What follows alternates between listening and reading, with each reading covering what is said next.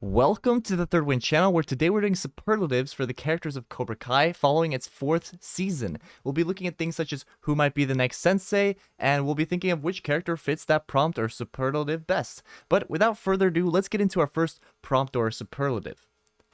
The best bromance. So this could otherwise be described as like brotherly love, which two guys kind of just have the strongest bond. And for me, there were a few candidates, but to me, it was Dimitri and Eli. The binary brothers. How could I choose anyone else? The binary brothers, you know? Dimitri and Eli have had a rocky past, but the kind of love, their friendly love for each other has, in the end, it has come back. I don't see them ever becoming enemies again, and I think that they're gonna have the strongest bond going forward. You could say that Johnny and Daniel have a bit of a bromance, but it's too complicated. There isn't a love there. There is still kind of a hatred there in a way.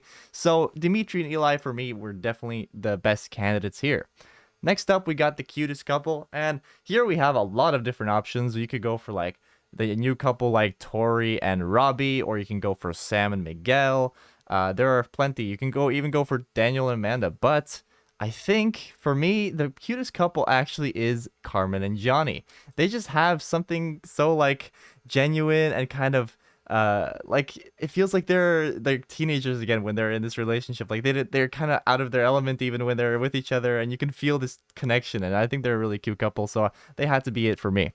Next up, we got the best nickname. Again, we have a few options here. To me, it came down to two candidates, and one I found was funnier and one was cooler.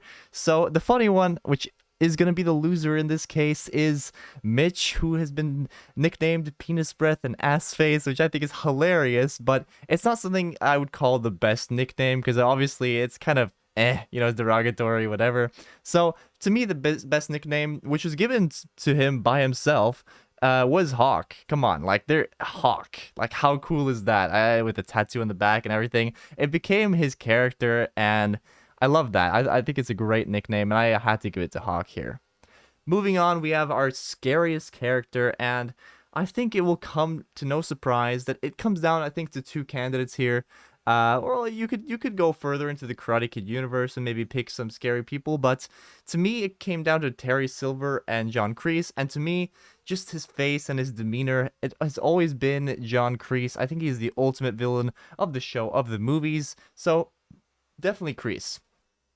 Moving on, we have the category for the next sensei, someone who could take over the reins once these old guys kind of can't do it anymore. You know, we've had Miyagi, Kreese, Johnny, maybe even Terry. Yeah, Terry's a sensei too. So we have a lot of different senseis in the show chosen. So who could be the one to take the reins? So far, we saw that Daniel and Johnny had become senseis, and how did they become senseis? They had one-on-one serious connections with their previous senseis, and who has done that so far in the show in our next generation? We've seen Robbie really one-on-one with Daniel. I really thought that could become the next Miyagi Daniel kind of scenario. We've seen Miguel with Johnny for sure. Johnny's a less experienced sensei, but I think that he's definitely a candidate too, and obviously also Sam, who has this even tighter bond with her father, Daniel. So I think those are my three candidates: Sam, Sam, Miguel, and Robbie. But for me, I think the most obvious, just based off some things in season 3, I think, where Sam was going through troubles and Daniel was teaching Miyagi lessons, whatever. I think that she's going to carry it on the best, and I think that, yes, Samantha is our next sensei. I don't totally see that happening, although we could definitely see Miguel and Robbie branch out that way as well, also other characters, of course, but these are the three candidates I see. So moving on, we have the biggest flirt, and this one was very easy for me. We don't have that many flirts in the show. I think the biggest one is definitely Johnny. And every chance he gets, he winks, you know, the Johnny wink. And even back towards like Karate Kid days, I think he also fits into the category. Although Daniel was quite flirty as well. But Johnny for sure here.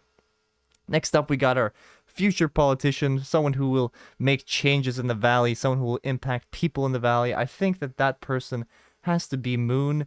Just the way that she already at this age is trying to impact her friends, try to stop the fighting, starting political movements. She was even on the news with one of her like get-togethers. So I think the moon will become maybe our future politician here, and she's showing very much promise in the kind of moral and political topics. So yeah, for sure, moon for me.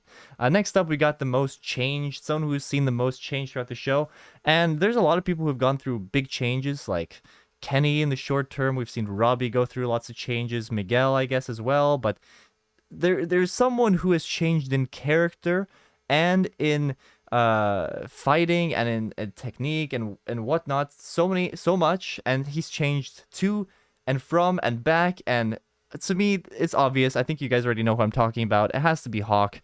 His character's changed, his fighting style's changed, his demeanor has changed back and forth, and the most changed person for sure is Hawk. You never thought that shy kid would turn into what he is now. That comes as the biggest shock to me in the show, and such a cool change and transformation. And he was even the biggest bully at one point. So yeah, definitely Hawk for me. Moving on, we have most likely to be asked for ID at 30. And this is a fun category, and I mean, I think a lot of people could fall under this category, but for me, 100% it has to be Daniel. This is a picture of him like when he was 30 in an interview. Like, does he look 30? He does not. And this is a picture of him in Karate Kid 3. He's supposedly like 15 or 16 in the movie, but he's 28 in real life. Look at him. Does he look 28 to you? I think he's gonna get ID'd for sure. But that has been our Cobra Kai Superlatives, at least part 1. Do you guys want to see a part 2 for this? Do you want to see any other shows? Let me know in the comments below. But make sure you subscribe if you like this content, because that lets me know that you like it and that you want more. And for now, this has been the Third Wind channel, and I'd like to thank everyone for watching. Let me know which categories I got wrong. Let me know what you thought, and I'll see you guys very soon with a new video.